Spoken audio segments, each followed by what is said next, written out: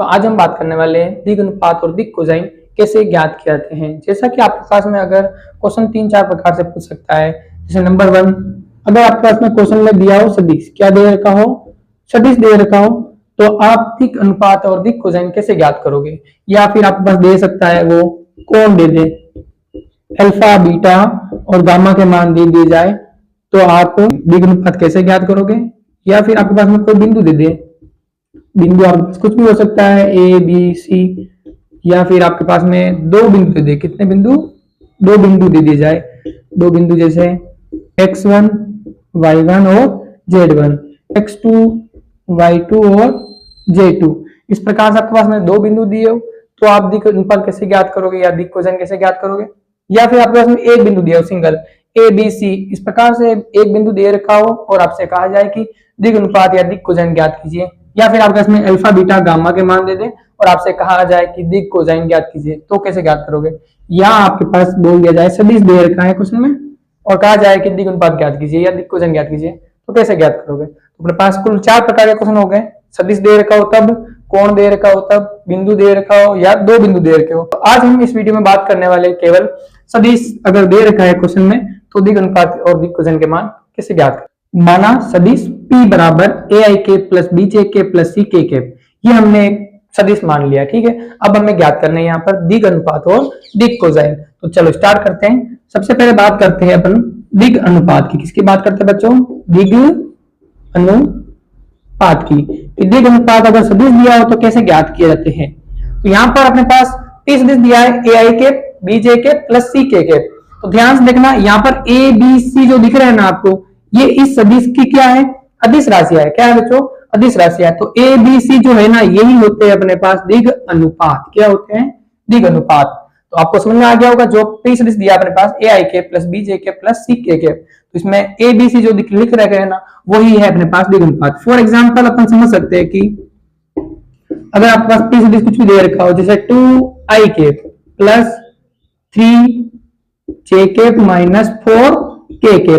अब आपसे कहा जाए इस सदिश में दिग अनुपात कौन कौन है, तो आप बताओगे यहाँ से ये 2, यहाँ से ये 3 और यहाँ से ये माइनस का 4, ये है आपके पास में दिग अनुपात। समझ में आ गया होगा अच्छे से। वापस देख लो ध्यान से, सदिश क्या दिया था अपने पास, 2I plus 3J minus 4K। तो यहाँ पर 2, 3 और माइनस 4, ये होंगे अपने पास में दिग अनुपात। क्या होंगे बच्चों, दिग अनुपात। तो आपको दिग अनुपात में कोई दिक्कत होनी नहीं चाहिए, बहुत इजी है। आराम से आपके पास जो सदिश दिया होगा वहां पर A B C के मान होंगे, वही होंगे दिग अनुपात।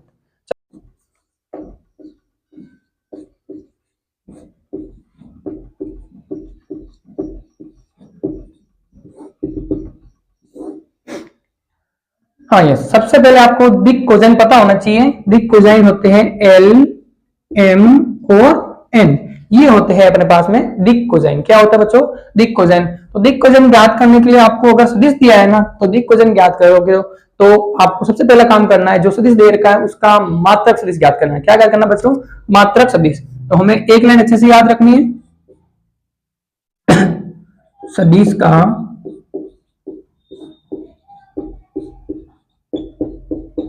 मात्रक सदिश ज्ञात करना। सबसे पहले काम क्या करोगे, जो सदिश दिया है उसका हमें मात्रक सदिश ज्ञात करना है। जैसे अपने पास इस क्वेश्चन के अकॉर्डिंग सदिश क्या दे रखा है, बोलो, दे रखा है ना अपने पास P सदिश बराबर। तो इस P सदिश का हमें क्या निकालना है, मात्रक सदिश। तो आप लिखोगे मात्रक सदिश को लिखते हैं P कैप से, यानी इसका फॉर्मूला होता है सदिश बटा सदिश का परिमाण। ये तो हो गया अपने पास सदिश और सदिश का परिमाण, यानी फॉर्मूला होता है मात्रक सदिश का P कैप बराबर P सदिश बटा P सदिश का परिमाण। ये होता है अपने पास में मात्रक सदिश ज्ञात करने का फॉर्मूला। अच्छे से अगर आपने नहीं पढ़ रखा है तो जस्ट इसके पीछे वाला चैप्टर है, उसमें कंप्लीट समझाया गया है कि P के बराबर क्या होता है, P सदिश बटा P सदिश का परिमाण। तो P सदिश क्या है अपने पास, बोलो, AI plus BJ plus CK, ये है अपने पास में P सदिश। तो परिमाण निकालने का फॉर्मूला ऐसे बनता है, रूट लगाना होता है। जो आपके पास में A B C थे ना दिग अनुपात, उन्हीं का वर्ग करना है, जोड़ना है। क्या करना है, पहले तो वर्ग करोगे, यानी ये क्या वर्ग, फिर इसका भी वर्ग कर दो, फिर इसका भी वर्ग कर दो, तीनों का वर्ग करना है, तीनों को जोड़ना है। जोड़ने के बाद में ऊपर वर्गमूल चिन्ह लगाना है। तो ये बन जाता है अपने पास में p सदिश का परिमाण। तो ये आएगा अपने पास p सदिश का परिमाण। अब यहां से थोड़ा मैं टुकड़े कर रहा हूं, उसको अलग अलग कर रहा हूं। a बटा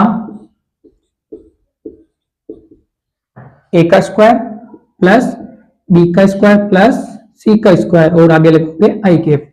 ये हो गया अलग। अब प्लस इसको भी अलग करो, b बटा रूट लगाओगे A square plus B square plus C square जे के, फिर प्लस सी के हो जाएगा, इसमें भी सेम सेम लिखना है, plus B square plus C square. यहां से तीनों हमने अलग अलग कर दिया। इसको समीकरण टी के दिक कोसाइन याद करें तो ये होती है दिक कोसाइन एल आई के प्लस एम जे के प्लस एन के ये होते हैं अपने पास में दिक कोसाइन। इसको समीकरण नंबर 3 दोगे।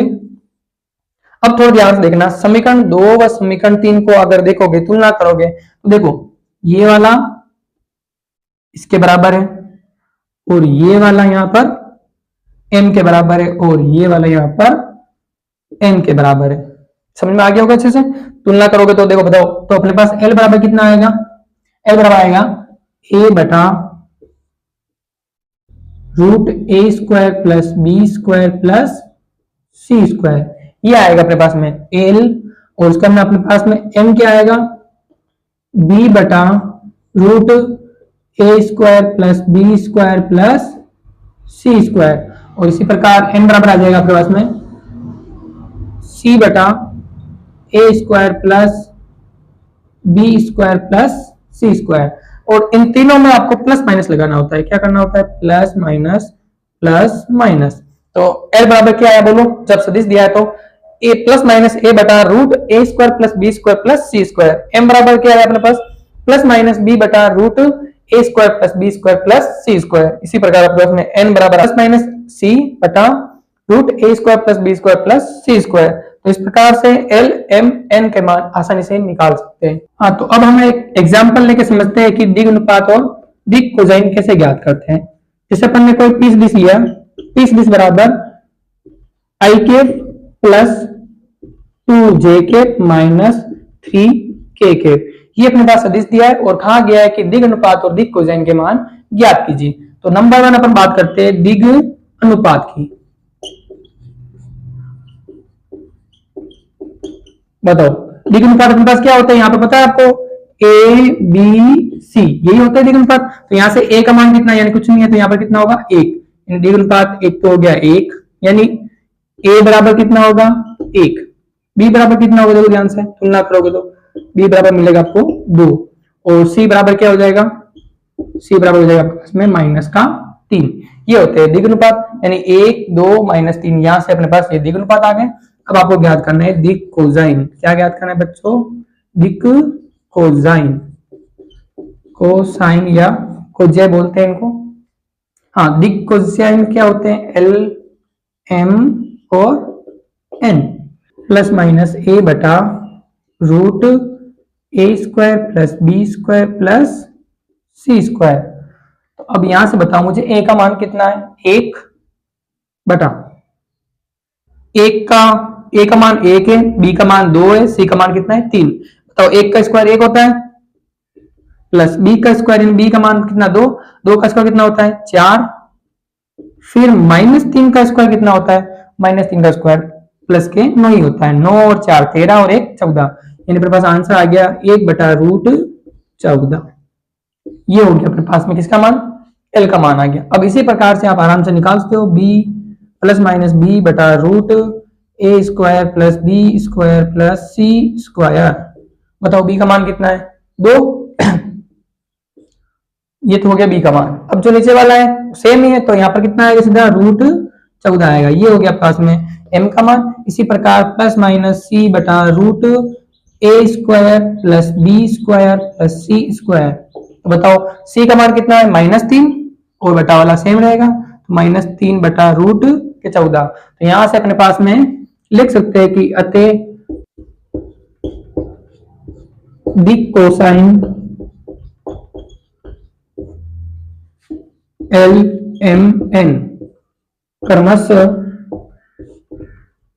बताओ क्या आए थे 1 बटा रूट 14, फिर दूसरा वाला क्या आया था 2 बटा रूट 14। फिर तीसरा क्या है, माइनस का 3/√14। तो इस प्रकार से आप आसानी से दिक, कोसाइन और दिक अनुपात के मान ज्ञात कर सकते हो जब आपके पास में सदिश दे रखा हो। तो आई होप कि आपको अच्छे से ये समझ में आ गया होगा। मिलते हैं अब हम नेक्स्ट वीडियो में, तब तक के लिए बने रहें, धन्यवाद।